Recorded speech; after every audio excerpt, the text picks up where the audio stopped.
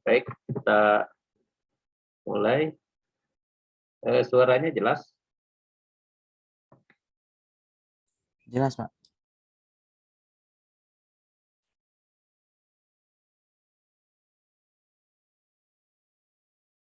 Assalamualaikum warahmatullahi wabarakatuh. Selamat pagi untuk semua. Pada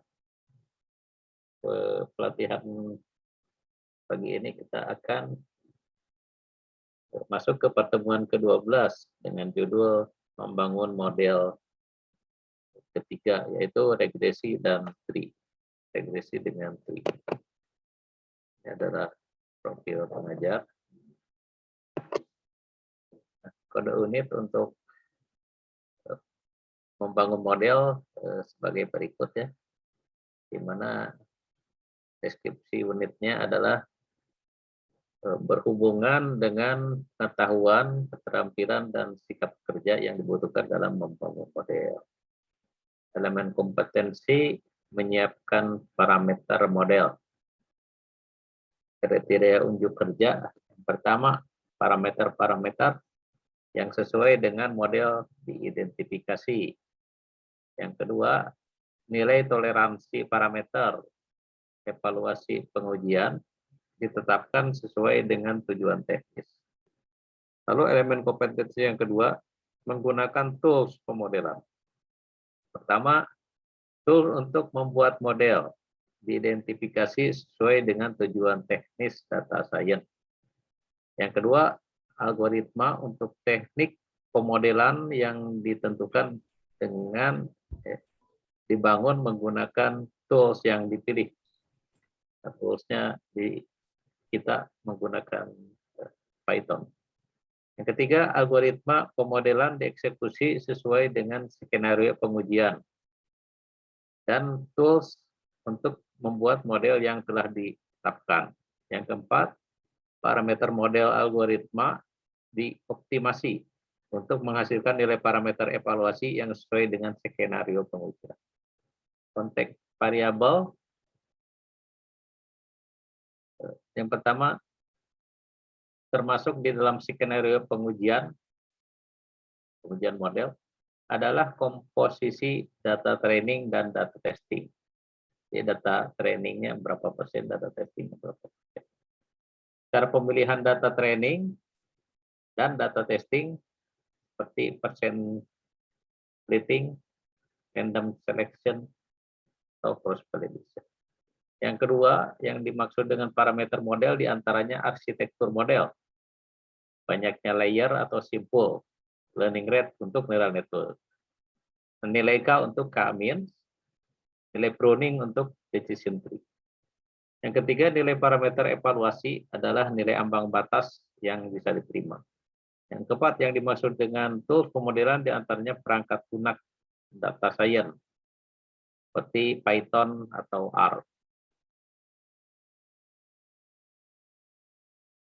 Definisi pelatihan ini menjelaskan regresi dan bagaimana membangun model regresi, yaitu menyiapkan parameter model menggunakan tools pemodelan.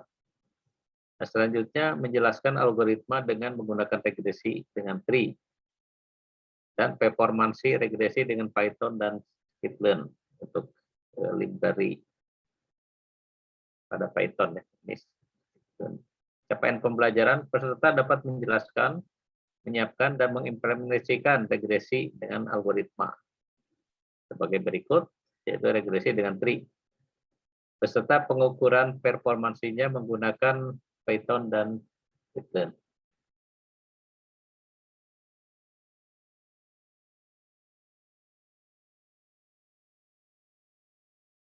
Tujuan pembelajaran, peserta mempelajari pengertian, cara menyiapkan dan cara implementasi model regresi dengan regresi tree, beserta pengukuran performansinya menggunakan Python dan scikit-learn. Nah, kalau kita lihat peta dari data mining life cycle, ini kita ada di modeling. Setelah kita mempelajari sebelumnya business understanding, data understanding, data preparation. Lalu ke depannya kita akan mempelajari evaluation dan deployment. Nah, model yang kita pelajari sekarang adalah decision tree regression atau DTR. Overview, teknik sebelumnya terdiri dari fitur bernilai real atau bernilai diskrit dan ukuran jarak seperti jarak Euclid. Nah, pertimbangkan masalah klasifikasi yang melibatkan data nominal. Data yang dijelaskan oleh daftar atribut. Nah, dalam sekarang ini kita akan melibatkan data nominal pada ubah respon ya. Data nominal itu seperti pendek, tinggi, ini jenis kelamin, ya, etnis. Jadi nominal itu berasal dari kata nomen ya, nama. Misalkan 1 laki-laki, 2 perempuan, tapi 1 itu tidak lebih rendah dari 2 gitu. Karena 1 itu hanya nama saja, itu laki-laki, 2 perempuan. Jadi etnis juga ya, etnis misalkan 1 Jawa, 2 Batak, 3 Ambon misalkan. Nah, 1 tidak lebih rendah dari 2, 2 tidak lebih rendah dari 3. Jadi hanya nama saja dengan menggunakan angka, itu adalah data nominal. Bagaimana kita bisa menggunakan data nominal seperti untuk klasifikasi? Nah, dalam hal ini kita data nominalnya akan dilakukan dengan model regresi dengan tree. Pohon keputusan berusaha untuk mengklasifikasikan suatu pola melalui urutan pertanyaan. Misalnya, atribut seperti jenis kelamin dan tinggi dapat digunakan untuk mengklasifikasikan orang, apakah dia pendek atau tinggi. Tetapi ambang batas terbaik untuk tinggi badan tergantung pada jenis kelamin. Nah, seperti di sini ya, ini ada contoh gender, atau gender ini jenis kelamin. Ini contoh ini adalah output dari klasifikasi tree ya, pohon klasifikasi. Jadi setelah diolah, dianalisis, maka keluar gambar seperti ini. Jadi gender, kemudian laki-laki, kalau dia laki-laki, terus ditanya lagi, dia tinggi badannya di bawah 58 inch, atau berarti dia pendek. Kalau ada laki-laki tingginya di atas 58 inci, dia tinggi. Kalau ada perempuan di bawah 54 inci, dia pendek. Kalau ada perempuan di atas 54 inci, itu adalah 1 inci itu sekitar 2,5 cm ya. Gitu. Nah, jadi kalau Anda misalkan perempuan, kemudian di atas 54 inci, berarti dia dianggap tinggi. Sebuah pohon keputusan terdiri dari node dan daun, dengan setiap daun menunjukkan kelas. Ini daun ya, yang jadi bukan pohon ya, pohon itu ada daunnya, ini daun. Ini node. Kelasnya itu di sini tinggi atau pendek, itu disebut kelas. Berarti ini 2 kelas, karena ada short, ada tall, ada pendek, ada tinggi. atribut. Nah, atributnya ini adalah jenis kelamin dan tinggi badan. Nah, itu disebut atribut. Ada seperangkat fitur yang menggambarkan data. Data input terdiri dari nilai-nilai atribut yang berbeda. Menggunakan nilai atribut ini, pohon keputusan menghasilkan kelas sebagai output untuk setiap data input. Nah, jadi ini outputnya short atau tall. Nah, basic prinsip bagian atas atau simpul pertama disebut simpul akar.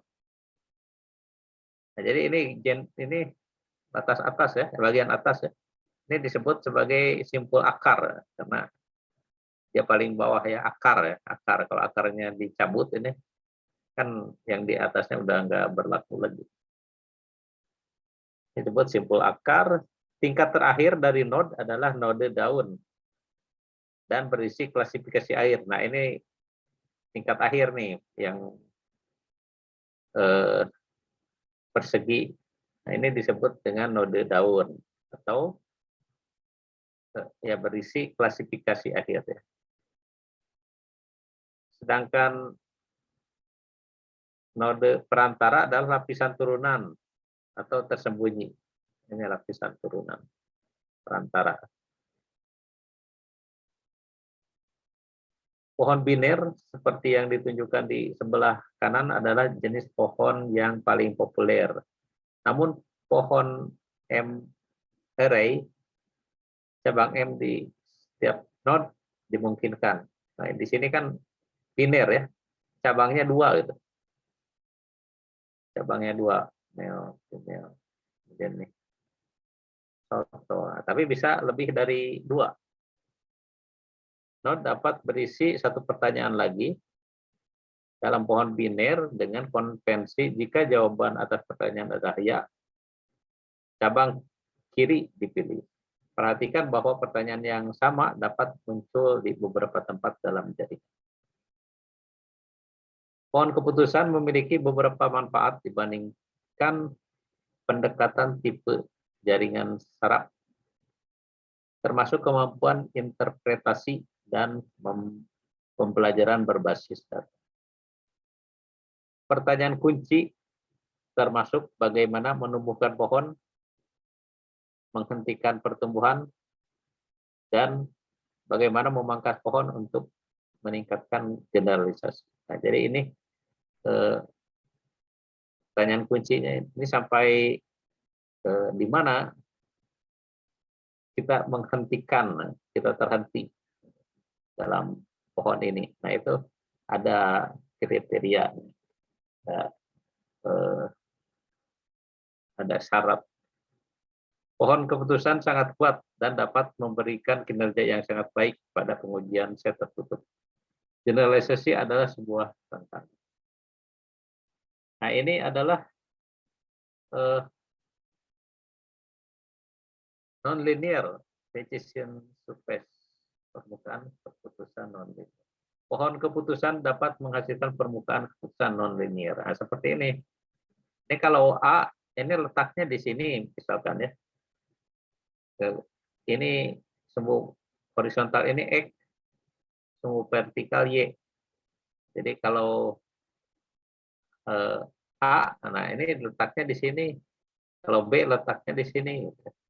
Kita lihat pohon klasifikasi di samping kanan ini. Nah, kalau X kurang dari 1,2, lihat. Ini kan X kurang 1,2 itu di sebelah kiri 1,2 ya. Kalau X kurang dari 1,2, maka kan di sini. Kalau iya, kalau X-nya kurang 1,2, maka dia A itu. Dia A, karena A di sini kan. A 1,2. B tidak ada yang di bawah 1,2. Kemudian kalau no di sini, kalau no, jadi artinya X-nya di atas 1,2,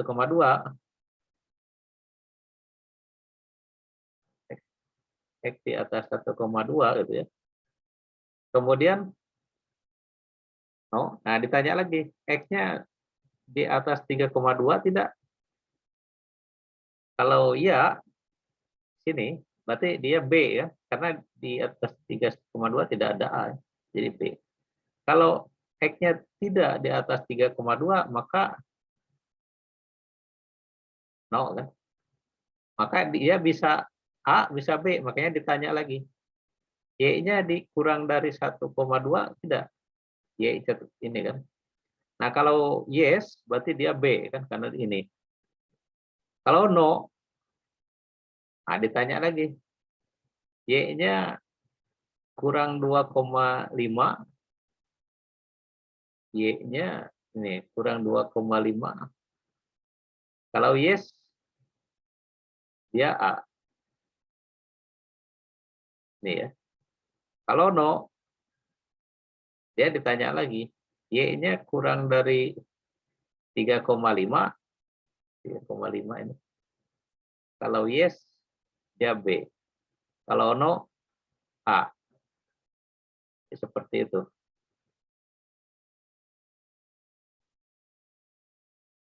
Mereka adalah alternatif yang menarik untuk mengklasifikasi lain yang telah dipelajari karena mereka didorong oleh data dan dapat memberikan tingkat presisi yang tinggi pada data pelatihan. Generalisasi menjadi data. Nah, ini ada metode namanya CHAP, classification, A-nya N, R-nya regression, T-nya tree. CHAP. Nah, andaikan ada satu set data D berlabel dan satu set properti atau pertanyaan. Bagaimana kita mengatur pohon untuk menghasilkan kesalahan klasifikasi yang rendah? Setiap pohon keputusan akan secara berurutan membagi data menjadi pohon yang lebih kecil dan kecil. Akan ideal jika semua sampel yang terkait dengan simpul daun berasal dari kelas kecil. Subset seperti itu atau simpul dianggap murni dalam kasus ini. Nah, metodologi pertumbuhan pohon generik yang dikenal sebagai CHAT membagi node secara berurutan hingga menjadi murni. 6 pertanyaan kunci. Haruskah pertanyaannya biner? Misalkan apakah jenis kelamin laki-laki atau perempuan? Atau numerik? Misal tinggi badannya di atas atau 9,54 inci. Atau multinilai. Jadi kita jawab ya, apakah pertanyaannya biner, kemudian numerik, bisa multinilai. Kemudian yang kedua, properti mana yang harus diuji pada setiap node. Kapan sebuah node dinyatakan sebagai daun? Jika pohon menjadi terlalu besar, bagaimana bisa dipangkas? Jika simpul daun tidak murni, kategori apa yang harus diberikan padanya? Bagaimana seharusnya data yang hilang ditangani? Machine learning method, nah, berbeda gayanya dibandingkan dengan inferensi statistik parametrik klasik. Ini. Jadi machine learning ini sering memanfaatkan ide dari ilmu komputer dan teknik. Kemudian mempelajari data ketimbang mengatur data. Jadi lebih ke data driven ya dibanding ke model driven. Mengapa menggunakan tree? Menghasilkan model yang sederhana dan mudah. Jadi tree ini suatu metode klasifikasi ya, yang sederhana dan mudah seperti interpretasi. seringkali lebih akurat daripada pendekatan parametrik. Metode dapat digunakan untuk sembarang jumlah variabel, dapat memisahkan prediktor yang relevan dan yang tidak relevan. Nah, jadi ini bisa dilihat dengan tree ini, mana yang prediktor atau fiturnya yang informasinya tinggi gitu ya, yang paling penting, mana yang informasinya rendah atau kurang penting. Jadi nanti bisa diurut mana yang paling penting, kemudian yang di bawahnya kurang penting, dan sampai yang paling tidak penting. Tree adalah salah satu penggunaan metode machine learning. Classification tree, kemudian yang kedua ini regression tree. Jadi kalau classification tree dan regression tree ini masuk ke supervised learning ya, pada machine learning itu, karena dia ada labelnya, ada Y-nya, ada tadi itu tinggi rendah gitu ya, kalau pada classification tree. Nah, ini classification tree atau pohon klasifikasi ya. Pohon klasifikasi, nah dalam kasus ini seandainya ada 3 label kelas. Jadi kelas itu atau label kelas ini bisa dilihat pada nilai Y-nya, nilai peubah responnya atau nilai outputnya ya. Sini ini yang paling bawah pada node akhir di daun. Ini kan ada 1, jadi keputusannya bisa 1 biru ini, kemudian 2 merah, dan 3 ini adalah hijau. Ini yang namanya sebagai label kelas. Ketiga, kemudian 2 prediktor. Nah, prediktor ini fitur ya. Ini X1, kemudian X2. Kemudian partisi ruang X, ruang fitur menjadi set persegi panjang. Ini adalah partisi ruang fitur.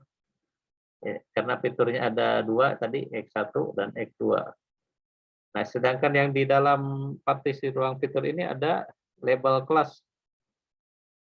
Nah, ini misalkan di yang kuadran 1 ini, di kuadran 1 ini dia berkumpul label kelasnya 1. Nah, mayoritas 1 ya. Kemudian yang di kuadran 2 ini label kelasnya 2 ya. Dengan kata lain kita bisa sebut bahwa yang label kelas 2 ini syarat X1-nya harus negatif gitu ya. Kemudian syarat X2-nya harus positif di atas 0 karena ini.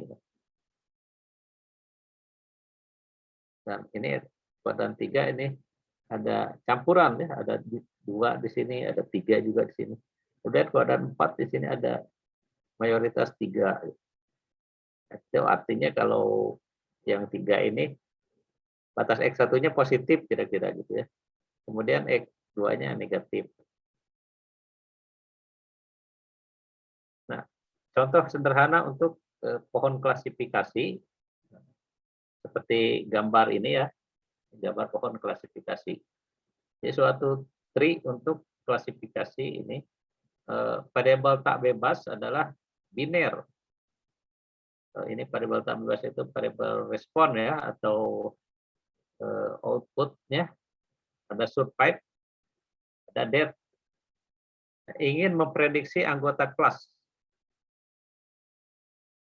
Jadi ingin tujuannya memprediksi anggota kelas. Tree dengan variabel bebas yang kontinu adalah tree untuk prediksi. Nah, cara bacanya bagaimana pohon klasifikasi ini? Nah, ini yang pertama kita punya ukuran datanya 215. Ukuran data penuhnya itu 215. Kan? Nah, dari 215 ini ada 2 kelas ya, survive dan death, mati. Nah, 178 survive atau 82,8%, dan 37 dead atau 17,2%-nya. Nah, BP ini tidak disebut apa BP, tapi ini adalah sebuah variabel bebas ya. Variabel bebas. Dalam ini ditanya apakah BP-nya kurang dari 91, nah, dari 215 ini yang survive-nya 178 dan dead-nya 37. Apakah BP-nya kurang dari 91? Kalau kurang dari 91, maka ke sini. Kalau lebih dari 91 sini. Nah, ternyata yang kurang dari 91 yang survive itu ada 6. Jadi dari 178 yang BP-nya kurang dari 91 ada 6. Sedangkan dari 37 yang kurang dari 91 ada 14. Nah, atau dalam hal ini untuk seluruhnya 20. Nah, 20 ya. Jadi 20 responden ya, 20 orang. Ini 30%-nya survive, 70%-nya dead ya. Ini kan 20,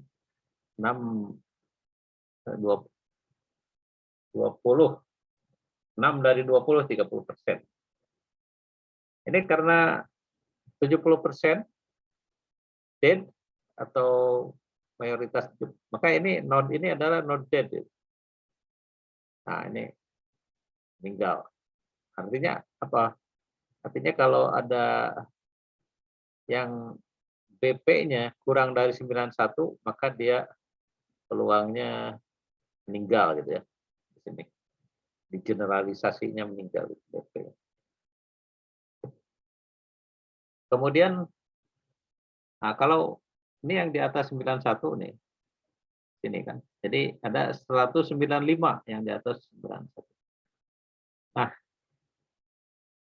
dari 191 ini 172 survive, 23 meninggal.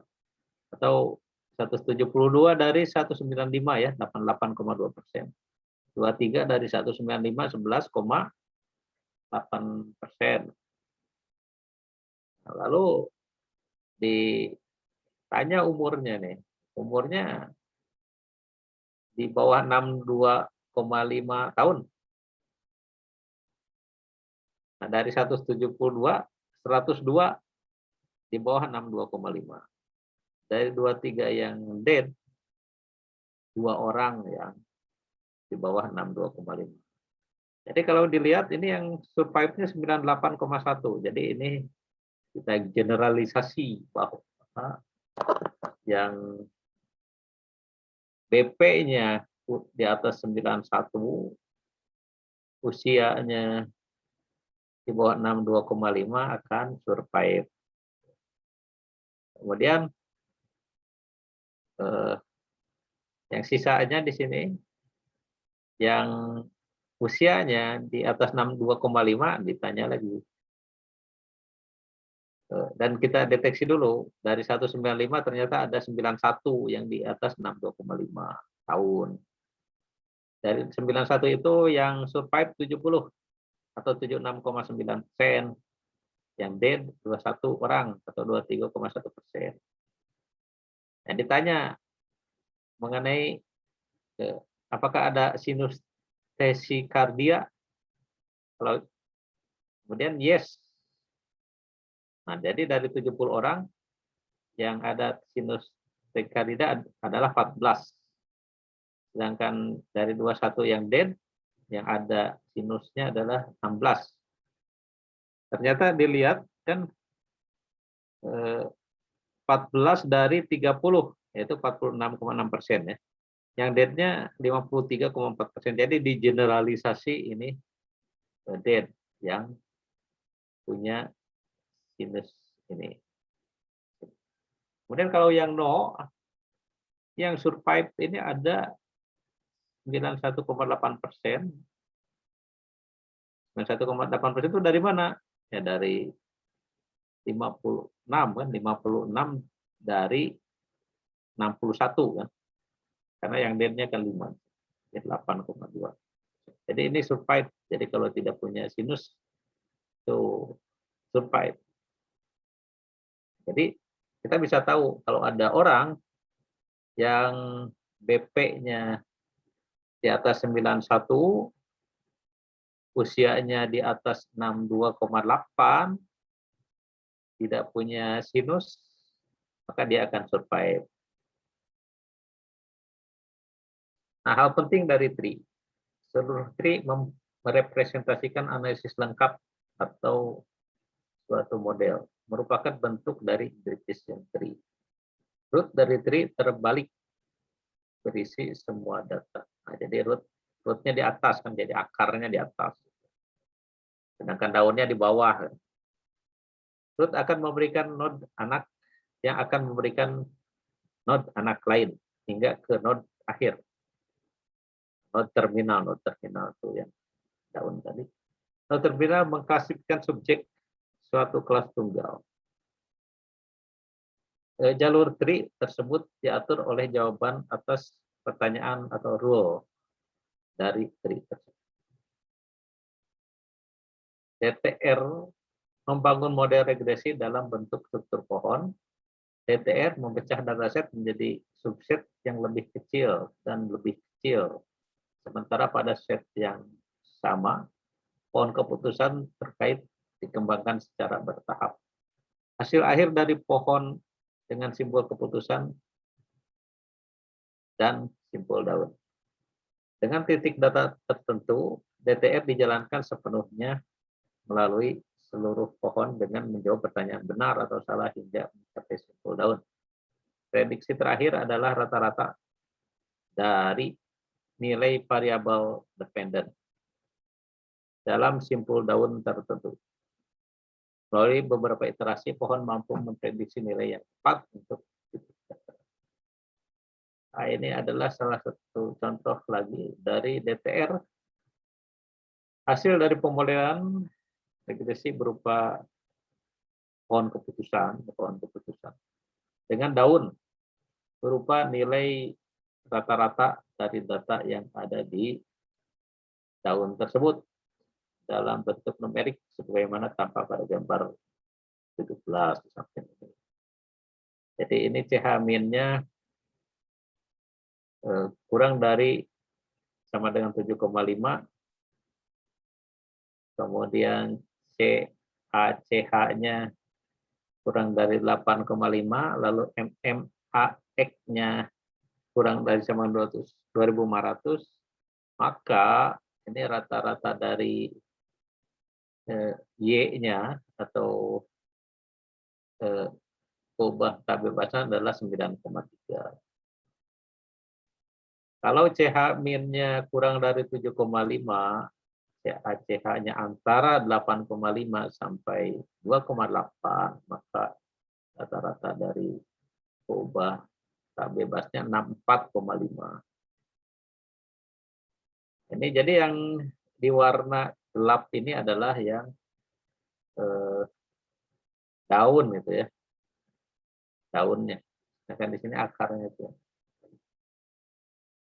Yang terakhir misalkan begini, CH-nya di atas 7,5, MMAX-nya di atas 28,7, CHMAX-nya di atas 58, berarti dia rata-rata dari ubah tak bebasnya 78. Nah, contoh dari DTR, ini DTR antara temperatur dan pendapatan. Jadi temperatur sebagai X-nya, sebagai Y-nya. Nah, ini datanya yang hijau ya, yang hijau ini datanya ini. Tidak ada legend-nya, makanya kalau Anda buat diagram, ini penting ada legend ya, supaya tahu ini yang hijau ini seandainya data yang mentahnya ya. Kemudian yang merah ini adalah data berdasarkan model DTR ini di temperatur. Jadi kalau temperaturnya ini berapa ya? Ini sedikit di bawah 5 ya. Bawah 5 ini di sekitar 240-an lah.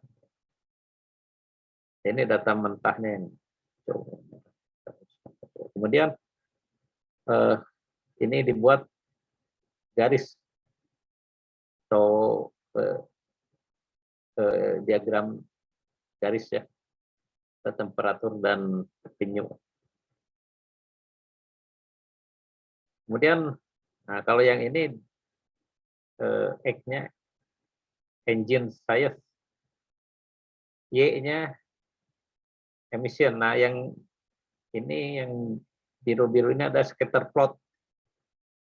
Scatter plot Anda sudah tahu ya bagaimana cara mengeluarkan scatter plot ketika kita membahas Python di data visualisasi ya.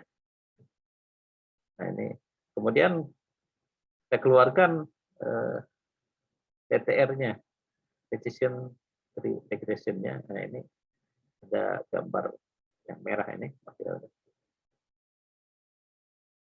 Kemudian ini visualisasi struktur tree decision tree regression untuk emisi data. Nah ini outputnya seperti ini, visualisasinya. Hasil pemodelan DTR pada emisi dataset tampak pada gambar ini berupa garis patah-patah warna merah. Nah, kan hasil tree-nya dapat.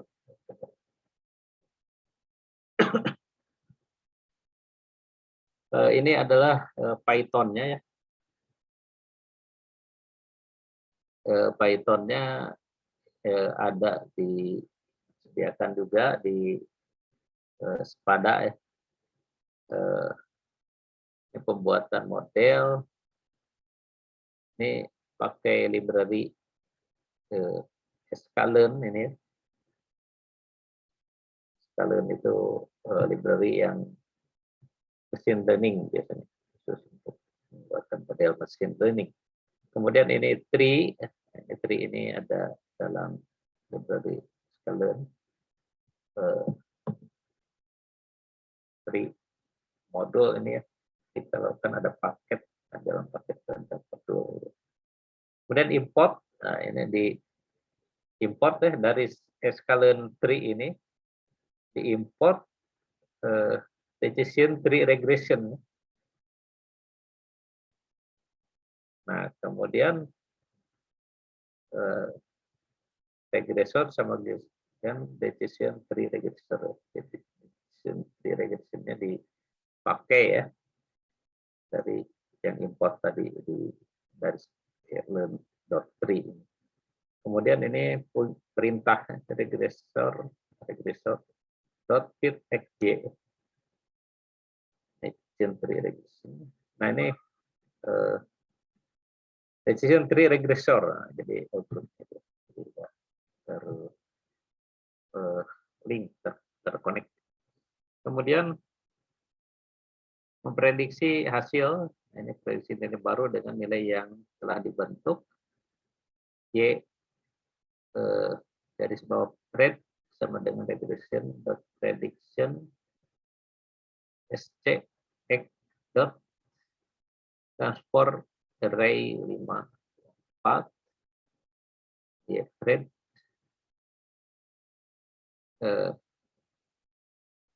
input transport y pred print y pred prediksinya 2,096 y prediksinya.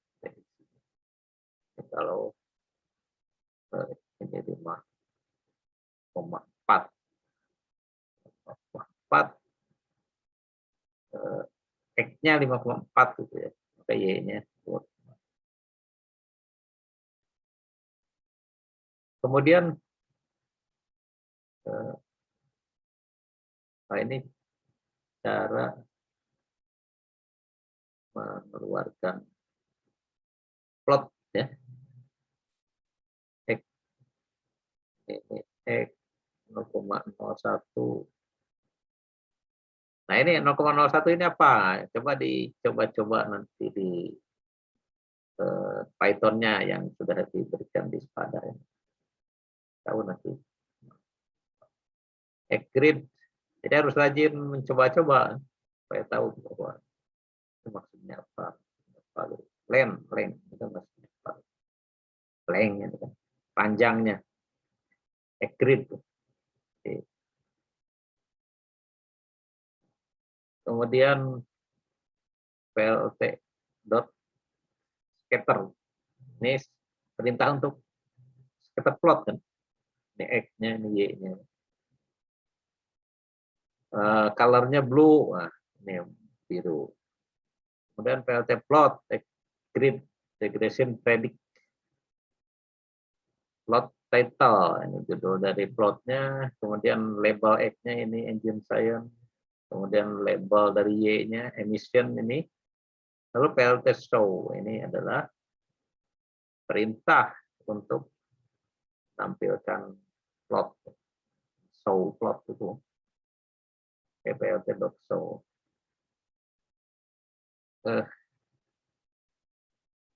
Oke, kemudian ini ada di pada ini evaluasi ya, mengevaluasi. Jadi MAE. Jadi evaluasi dari modelnya ini, nah di sini dibilang kan bisa lihat. Nilai aktual dan nilai prediksi dapat dibandingkan untuk menghitung akurasi. Jadi kalau nilai aktual dan nilai prediksinya mirip, itu maka akurasinya tinggi.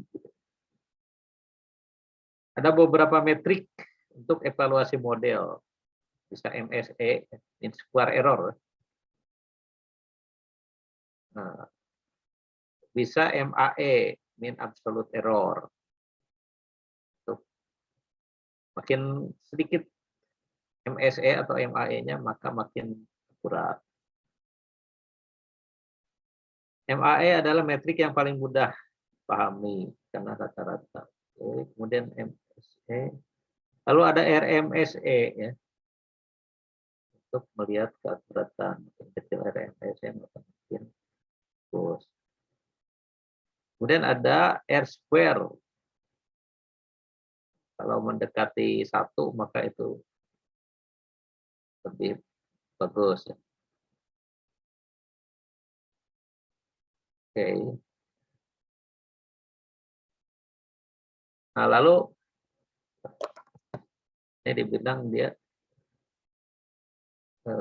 R square bukan error, namun metrik yang populer untuk merepresentasikan mana data dengan regresi yang didapatkan. Semakin besar R square akan semakin baik.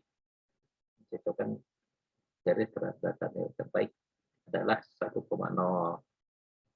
Dapat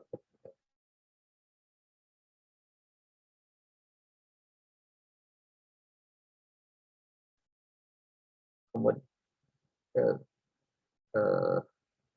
mohon klasifikasi. Kemudian yang sekarang adalah random forest regression. Regresi random forest. Nah, random forest regression atau RPR. Nah, ini decision tree. Jadi random forest itu dibentuk dari banyak decision tree. Kalau sebelumnya kan kita membuat decision tree hanya satu saja. Misalkan tadi kan ada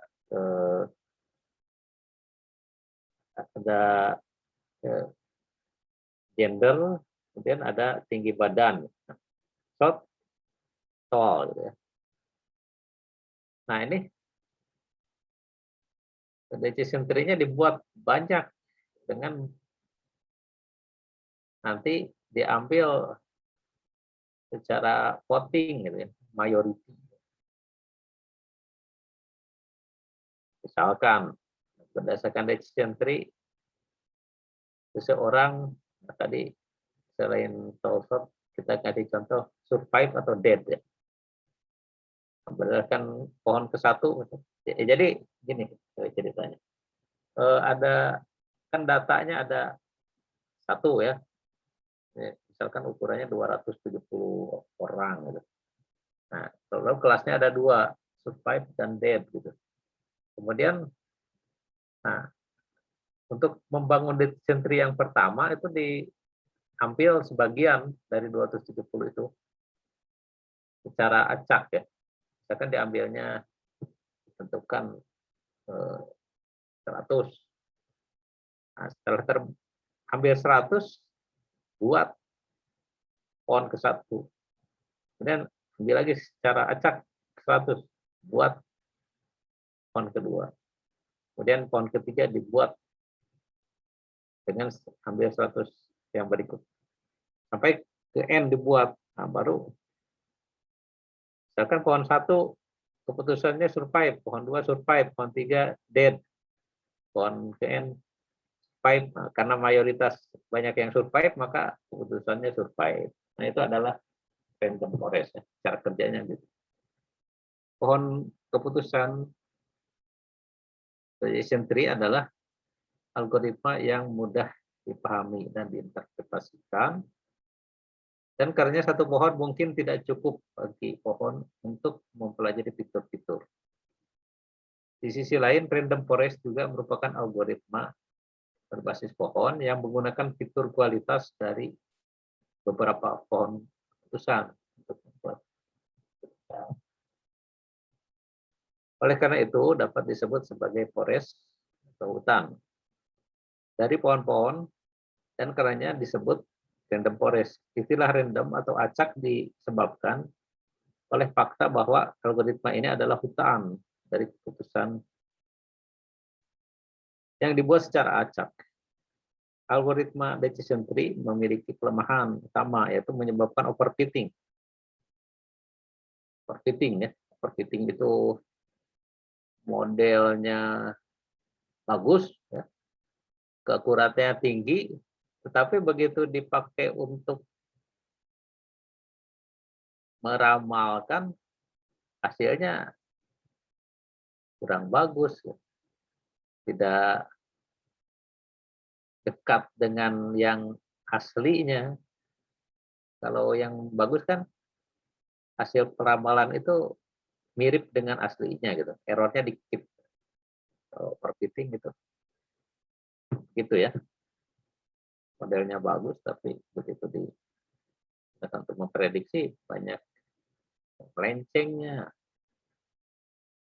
Masalah ini dapat diatasi dengan menerapkan regresi random forest. Jadi random forest itu merupakan cara untuk memperbaiki yang klasifikasi yang satu. Selain itu, algoritma random forest juga sangat cepat dan kuat dibandingkan model regresi tadi. Ini salah satu output dari random forest expectation. X1 kurang dari sama dengan 4,5 ini 0,4892, sampelnya 738. Jadi ukuran sampelnya 738. Nilainya 316 sampai 422. Oke, kemudian kalau true ya, ini kurang dari 4,5, maka bisa jadi X1 ini kurang dari sama dengan 1,5.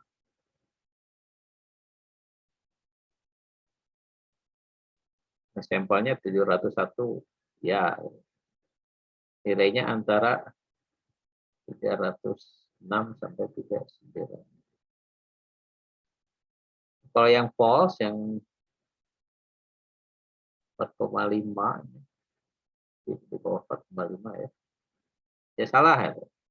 Apakah kurang dari 5,5? Ternyata ada 37. Ya, berarti antara 4,5 dan 5,5 itu 37. Karena kan ini 701 tambah 37 kan 738. Nah, nilainya antara 10 sampai 27.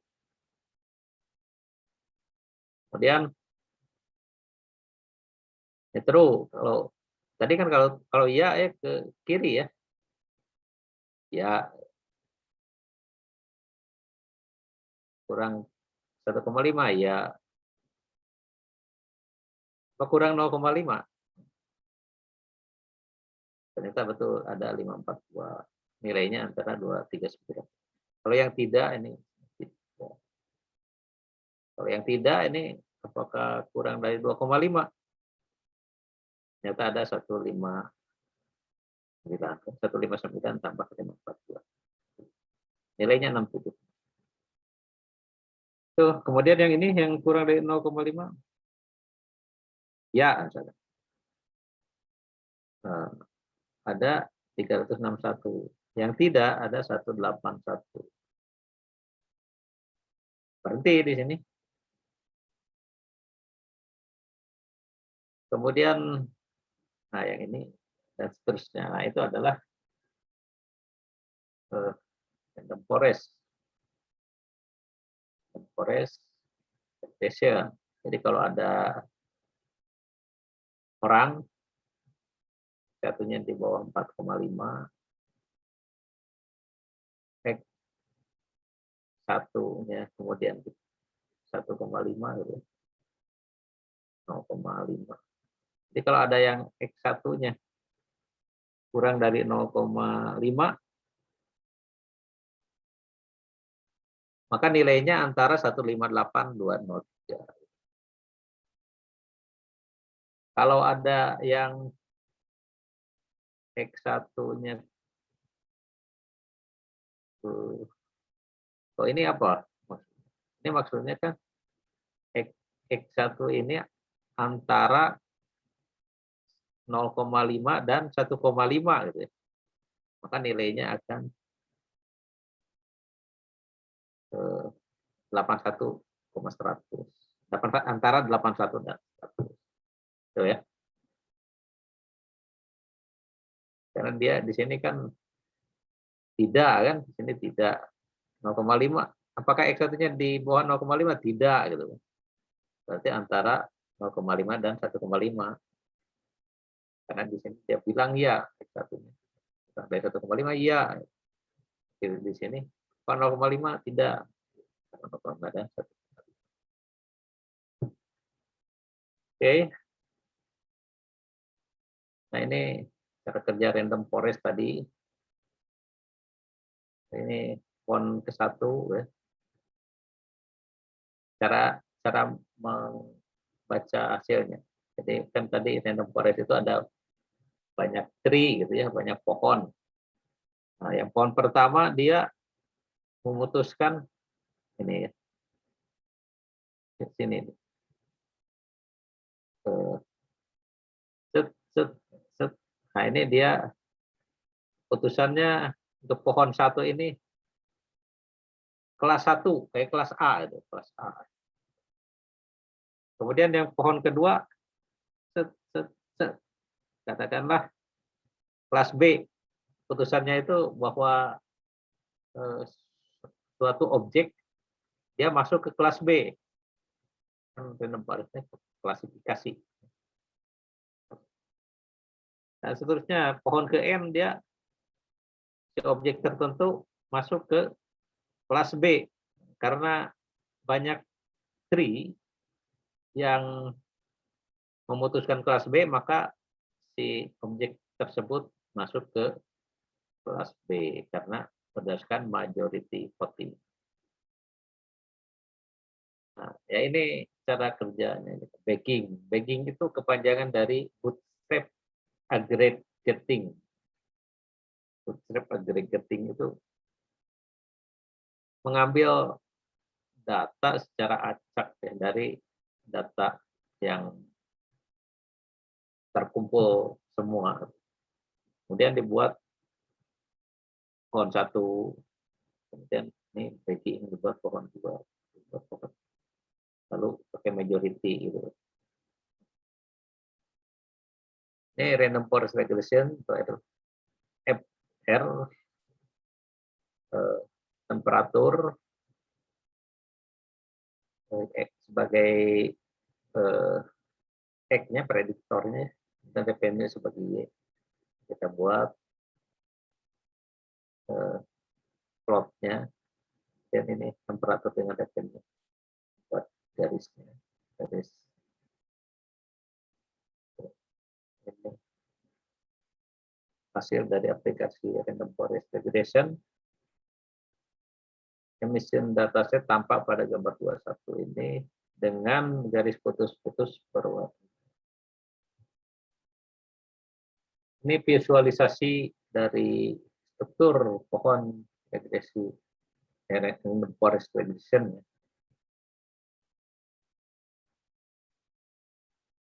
Kemudian ini random forest pada Python. Nah, ini training set. Kemudian ini test set ya. Jadi kita tahu bahwa ada satu data set. Nah, satu data set itu dibagi dua, training set untuk membangun model, sedangkan data di testing set itu untuk menguji model tersebut.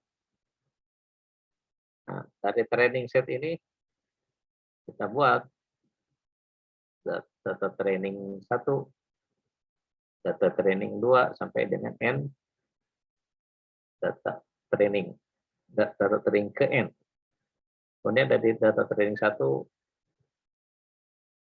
muncul pohon keputusan 1. Gitu. Kemudian dari yang data training 2 muncul keputusan 2, 3. Kemudian hasilnya ya di voting gitu. Yang terbanyak berarti itulah objeknya masuk ke kelas itu. Lalu prediksi. Nah, ini menggunakan data testing. Lalu ini DM kali N, ini data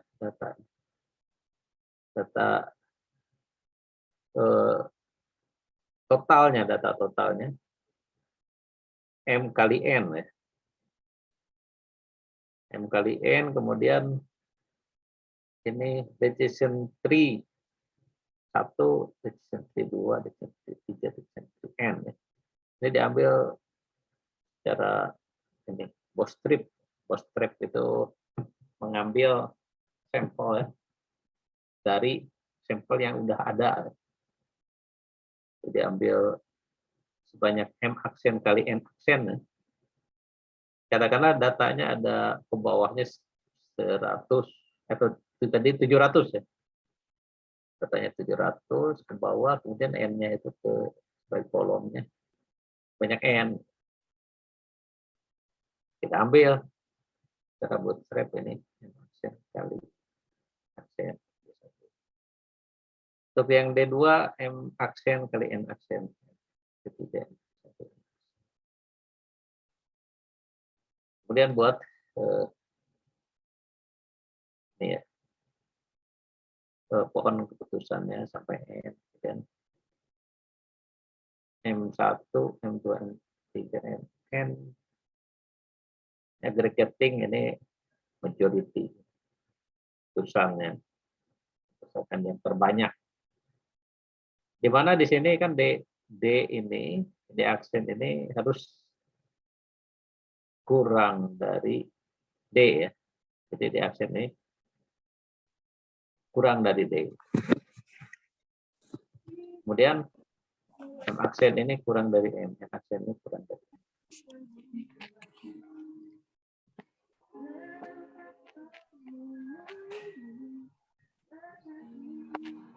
Ada pertanyaan?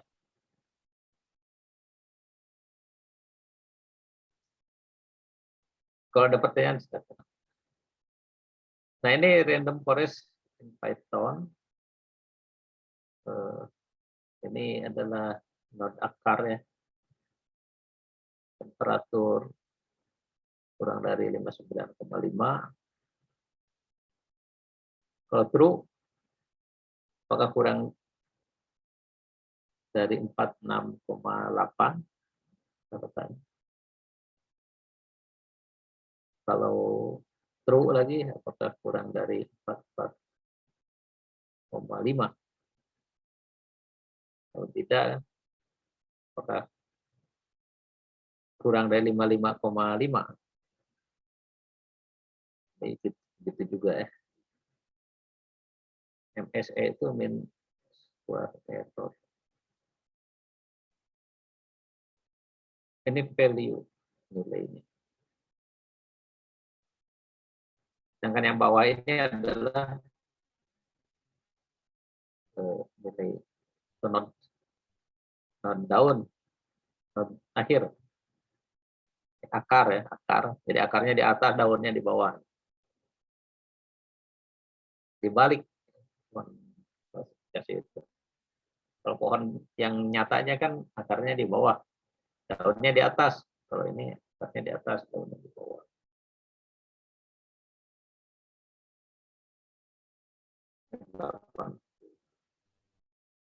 Oke ya. Jadi ini yang panah coba lihat. Ini variabel dan nilai untuk memecahkan node. Jadi ini temperatur ini kan variabelnya gitu. Kemudian nilai untuk split node ini. Kemudian MSE ini kan mean square error dari node. Ini jumlah data pada node ini 162 kan. Kemudian ini prediksi untuk titik data pada node ini. Prediksi ya. Jadi prediksi ini yang bawah ini. Jadi kalau misalkan temperaturnya di bawah 59,5, kemudian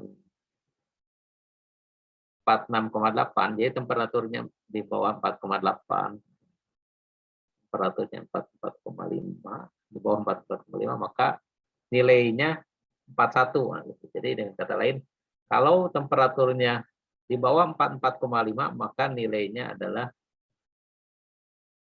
41. Kalau ini ke sini coba kan, ini false, ini false, ini false. Artinya kalau nilainya antara ini false. Nah, kalau nilainya di atas 75, kalau nilai temperaturnya di atas 75,6, maka nilai prediksinya 80,6. Tuh ya.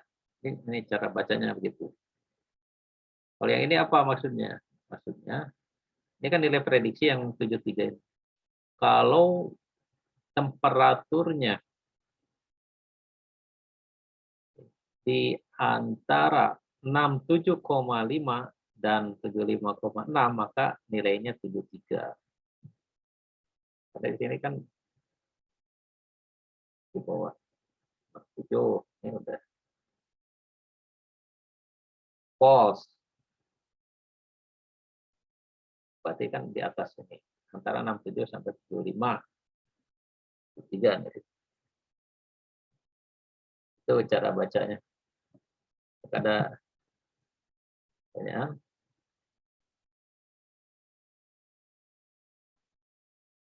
Oke, kita lanjut. Penggunaan random forest.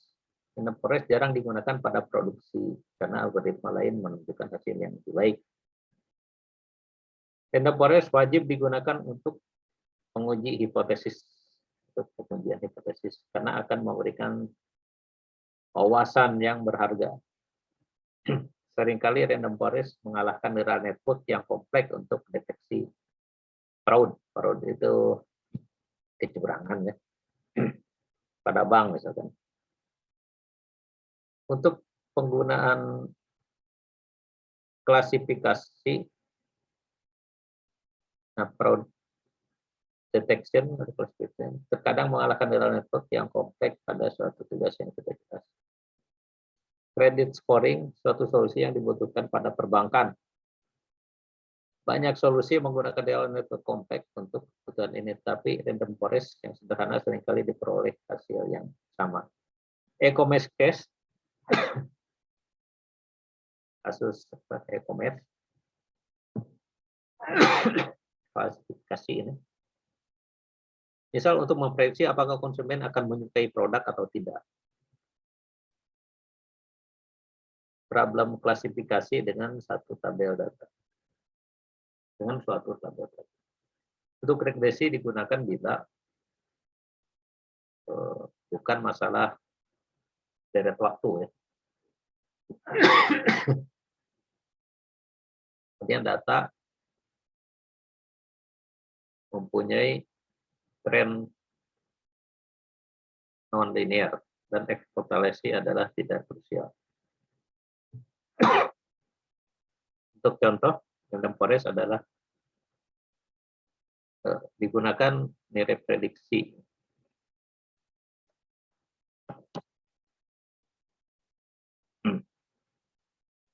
Minum dulu ya. Bentar.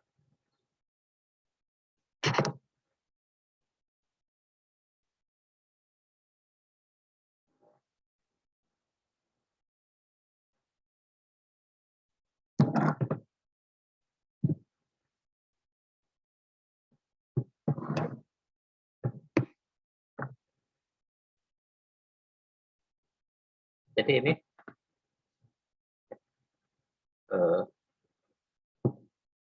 keuntungan dan kerugian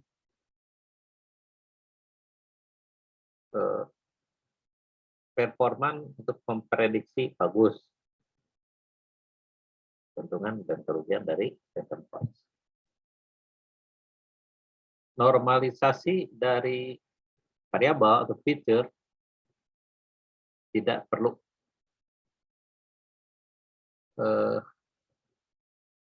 no extensive parameter tuning, tidak ada tuning parameter, no extensive parameter tuning. Mudah dihandle sebuah campuran dari tipe feature. Kerugiannya, model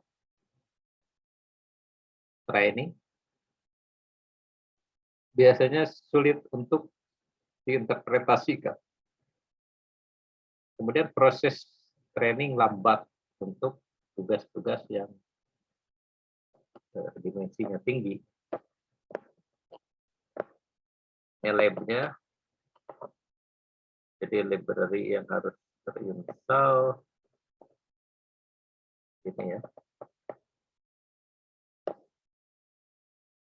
Kemudian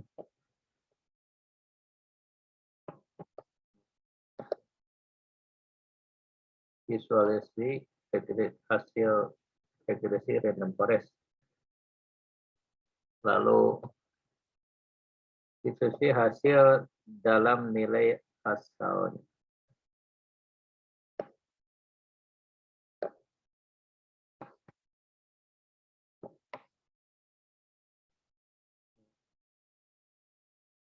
Visualisasi evaluasi ya, evaluasi. Square-nya 0,78. Tadi dibilang ya kalau mendekati 1 itu bagus. Ini 0,78 dapat. Ini MAE, mean absolute error 68. Ini MSE, mean square error 2. Ini apa? Metrik evaluasi. Nah, misalkan kita punya engine, cylinder, fuel consumption, itu adalah perubahan X-nya, perubahan bebasnya. Kemudian CO2 emission itu Y-nya, perubahan bebasnya. Kemudian nah yang 6789 ini, amatan ini dipakai untuk data testing. Untuk menguji model, uji model. Jadi errornya diperoleh dari data testing ini. Di sini kan error ini selisih antara data asli dengan data prediksi. Nah, misalkan data prediksi untuk amatan 6, 7, 8, 9 ini. 234, 256, 267, 210. Ini data prediksi dari model. Dengan data aslinya kan ini. 232. Jadi errornya untuk yang amatan 6 ini 232 kurang 234. Jadi errornya min 2. Karena data aslinya kan 232. Data berdasarkan model 234. Makanya errornya nah ini 232 kurang 234 tambah 255 kurang 256 dan seterusnya per 4. Atau dengan menggunakan rumus ini. Ini rumus MAE ya. Mean absolute error. Rata-rata absolute itu yang pakai mutlak ini ya. Error. Nah, ini cara menghitungnya gitu. Jadi tadi dibilang ya bahwa untuk mencari matematik evaluasi itu bisa pakai MAE, mean absolute error, bisa pakai mean square error, bisa root mean square error. Error dari model ini kan. Ini model aktualnya ini, prediksi model di garis ini. Jadi errornya ini yang merah ini. Jadi error ini adalah ukuran berapa jarak data dari garis regresi. Ini kan data asli dari garis regresi berapa jaraknya. Itu adalah error. Error didefinisikan sebagai ukuran sejauh mana data aktual terhadap garis regresi yang sudah dicocokkan sebagai pada 3 garis regresi tersebut memuat nilai prediksi, sedangkan titik biru adalah data aktual. Error dari model ini rumus-rumus tadi yang disebut ya. Kalau MAE, mean absolute error, rumusnya ini. Mean square error ini, root mean square error. Root itu kan akar, jadi akar dari MSE. RAE, ini ya. RSE, ini. Dengan R square ini satu min RSE, RSE ini. MSE, RMSE lebih disukai digunakan untuk membandingkan kinerja antara model regresi yang berbeda. Menggunakan MSE ini jika nilainya tidak terlalu besar atau menggunakan MSE saat tidak ingin menghukum kesalahan prediksi yang R square atau dan adjusted R square lebih baik digunakan untuk menjadi sesuai model. Harus selalu ada keseimbangan antara nilai R square yang rendah, berarti model underfitting, sedangkan nilai R square yang tinggi. Nah, jadi kalau kita tidak membandingkan model, itu pakai R square bagusnya ya, karena dia pakai persen ya. Sedangkan yang lain kan kalau misalkan misalnya kita ketahui, nah kita tidak bisa jadi patokan itu karena tidak ada SE lain. Kalau MSE itu kan yang kecil yang bagus. Tapi kalau tidak ada yang lain, nah, kita tidak tahu apakah itu kecil atau besar. Kalau R square kan, nah, kalau persennya mendekati 1 itu bagus. Kemudian perbandingan regresi linear versus decision tree regression. DTR mendukung non-linearitas, di mana regresi linear hanya mendukung linear. Ketika ada sejumlah besar fitur dengan lebih sedikit kumpulan data dengan noise rendah, regresi linear dapat mengungguli DTR atau random forest. Dalam kasus umum, DTR akan memiliki akurasi rata-rata yang lebih baik.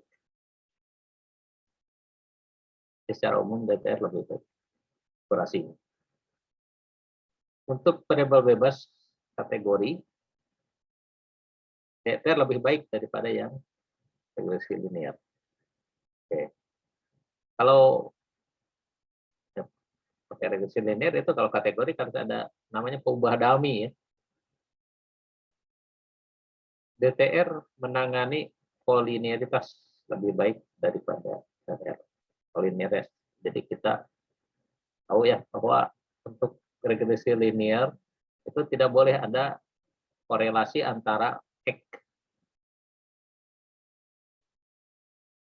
Kalau ada korelasi gimana? Nah, dibuang satu atau digunakan regresi komponen utama misalkan supaya tidak ada multikolinear atau korelasi antara perubahan bebas. Ini perbandingan regresi linear dengan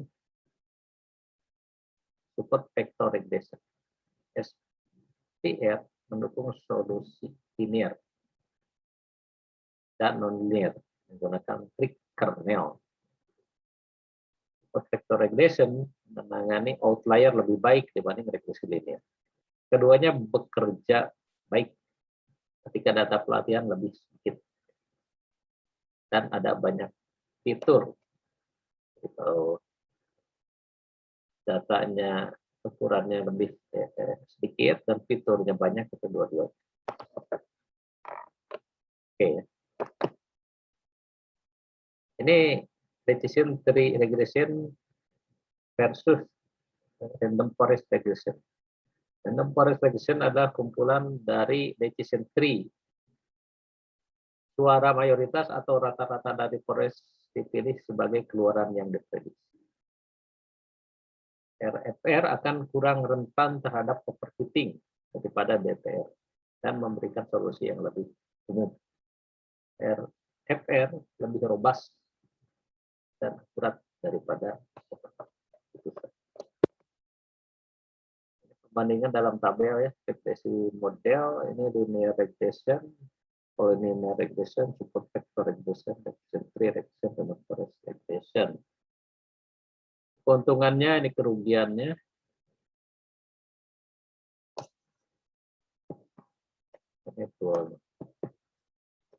Ringkasan regresi adalah prediksi nilai kontinu atau numerik dari variabel tak bebas berdasarkan variabel bebas atau prediktor.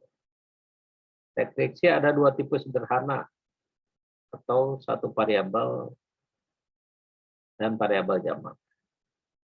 Masing-masing prediksi tersebut terdapat dua pendekatan terhadap data, yaitu yang linear, ada yang non-linear.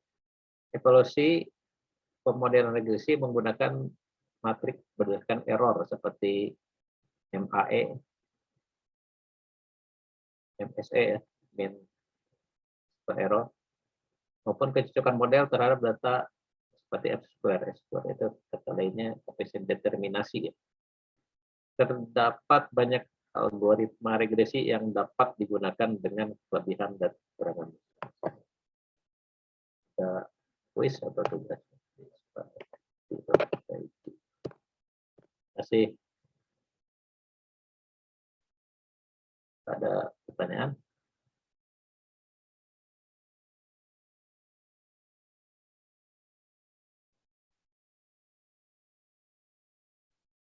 Coba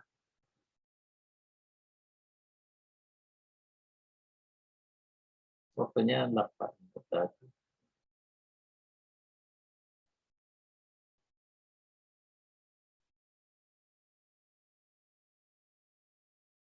Kita coba ini Python ya. Metode prediksi ya.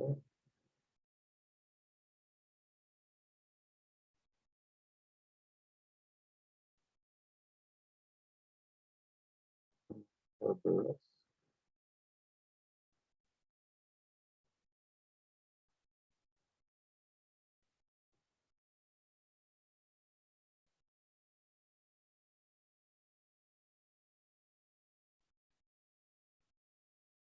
Ini decision tree regression.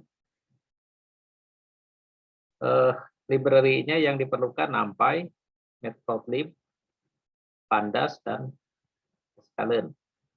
Kita jangan lupa dieksekusi dulu ya. Ini masih bintang, tunggu. Nah, sudah satu ya, keluar. Kemudian mengunduh data menggunakan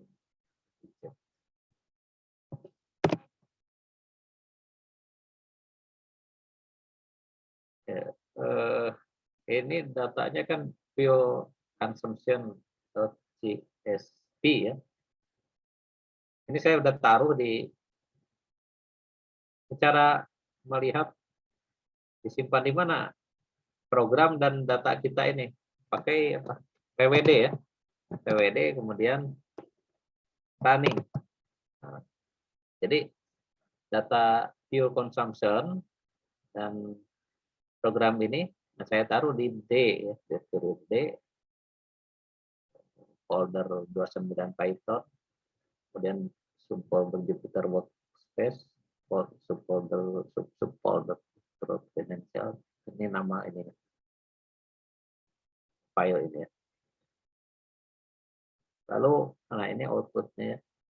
Ini kalau mau dipolnya ini tujuannya hilangkan, dipolnya 5 kan, kalau nggak ditulis berarti 5.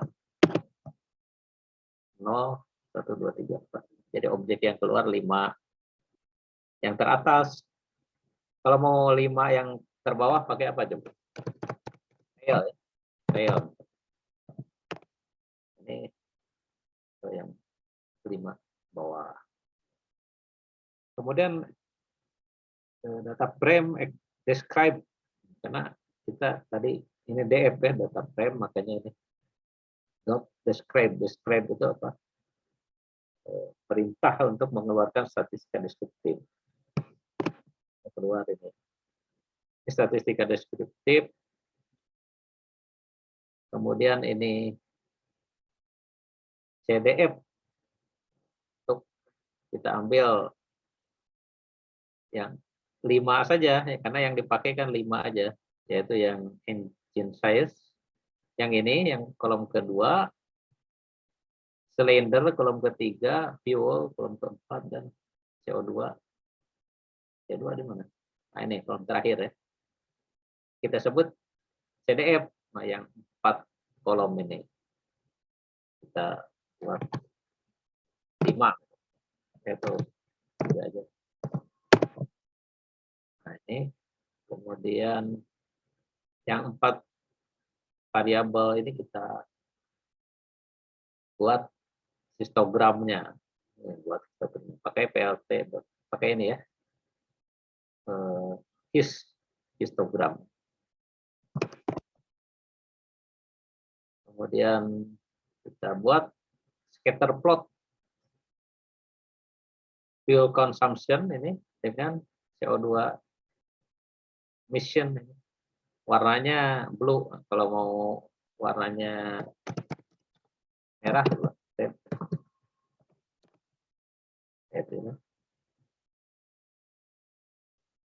Kemudian ini scatter plot antara engine size dengan CO2 emissions. Ini scatter plot. Kemudian ini scatter plot antara silinder dengan emission. Perintahnya plt.scatter. Ini pakai apa? Matplotlib ya. Library matplotlib.pyplot. Oke, kemudian ini CDF itu kan tadi ya yang data 4 tuh variabel. Ilog ilok indeks lokasi, kita ambil yang 0, ya barisnya semua gitu. Ini untuk yang engine science saja, engine science saja. Karena ini yang 0. Kemudian ilok 3 ini untuk yang Y-nya, emission Y-nya. Nah, ini kita harus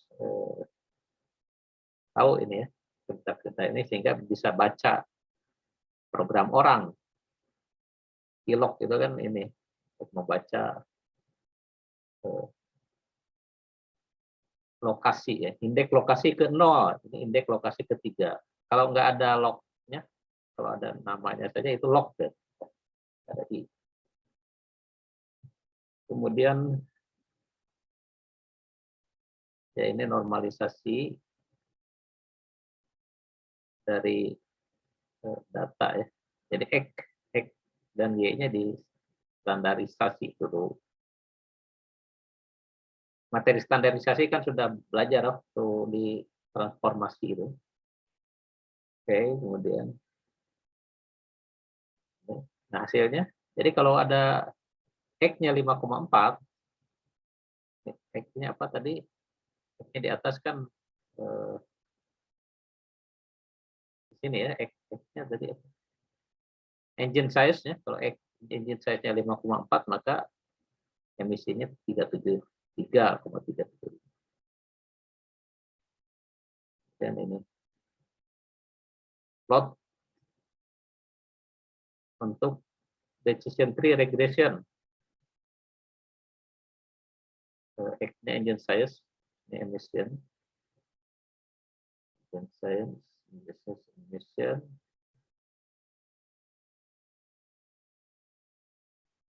Oke, kemudian ini model mean absolute error-nya, evaluasinya 68,21. MSE-nya 7301. Lalu R-score-nya 0,8. Kemudian ada ini, ada file yang kedua.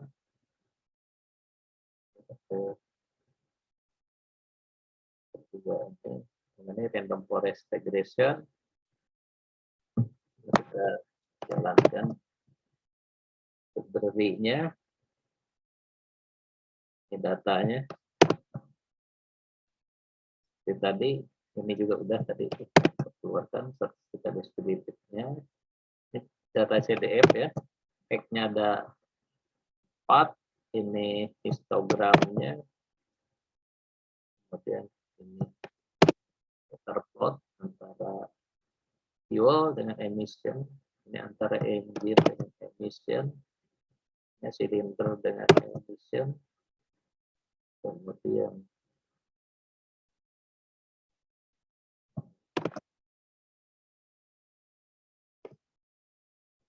ini pembagian data ya.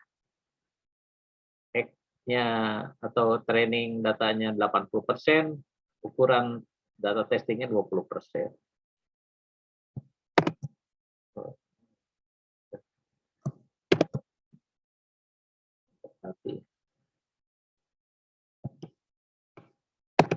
Nah ini 5,4.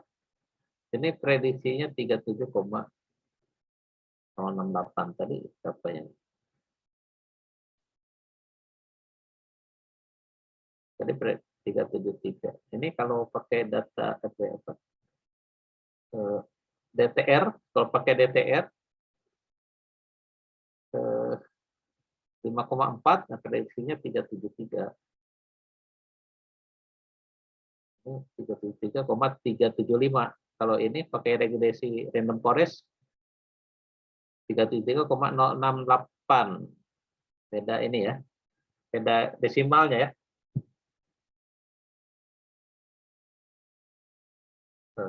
Kemudian ini visualisasinya, ini visualisasi dari gambar evaluasi. Yang bagus yang mana? Apakah DTR atau RFR? Di sini yang kecil yang bagus. MAE-nya untuk DTR 68,21, ini RFR 68,17. Jadi lebih Tempores. MSE-nya DTR 7301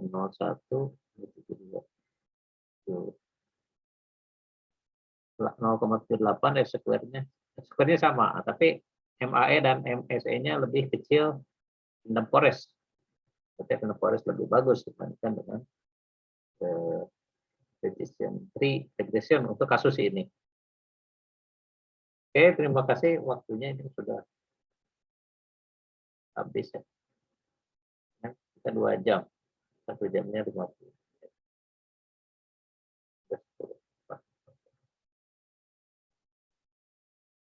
Ada pertanyaan?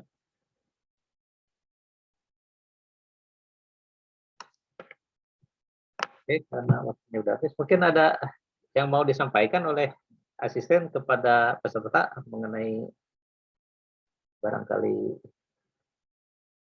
tugas atau absen apalah? Enggak.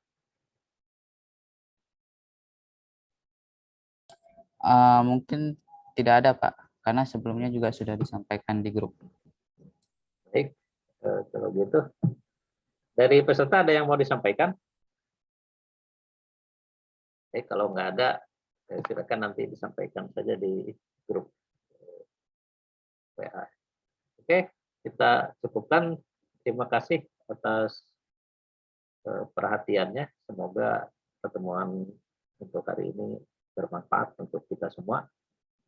Wassalamualaikum warahmatullahi wabarakatuh. Selamat pagi, selamat weekend ya. Pak, terima kasih, Pak. Terima kasih, Pak. Saya pamit ya, duluan.